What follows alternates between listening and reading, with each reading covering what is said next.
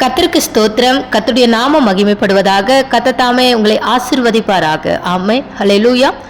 ஆண்டவராகிய இயேசு கிறிஸ்து ஒரு வார்த்தையை நம்முடைய வாழ்க்கையில, நம்முடைய குடும்பத்துல, நம்ம வாழ்ற இந்த பூமியில ஒரு வார்த்தையை நமக்கு தெளிவுபடுத்துகிறார்.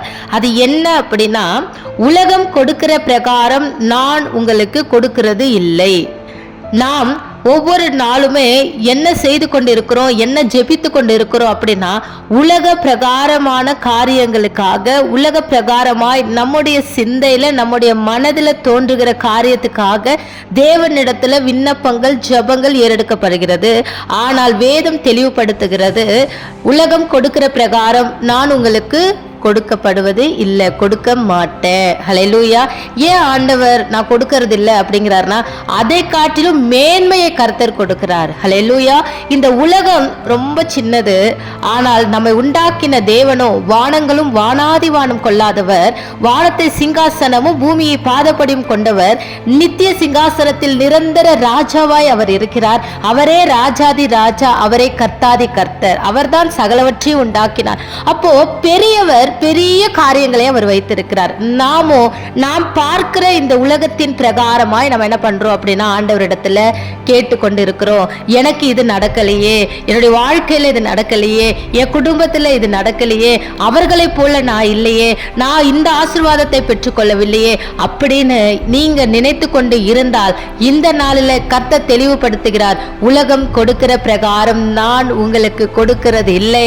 நான் கொடுக்கிற ஆசீர்வாதம் அது பரலோகத்தின் இருந்து புறப்பட்டு வருகிற மகா மேன்மையுள்ள பரிசுத்தமான ஆசீர்வாதம். ஹல்லேலூயா. இந்த உலகத்தின் தேவைகளுக்காக நமக்கு கிடைக்கிறது அது ஒரு சாதாரண ஒரு விஷயம். நம் தேவனுக்கு அது ஒரு சாதாரண விஷயம். நம்முடைய ராஜாவுக்கு நமக்கு கிடைக்கிற ஆசீர்வாதங்கள், ஐஸ்வர்யங்கள் எல்லாம் ஒன்றுமே இல்லாத ஒரு சாதாரண விஷயம்.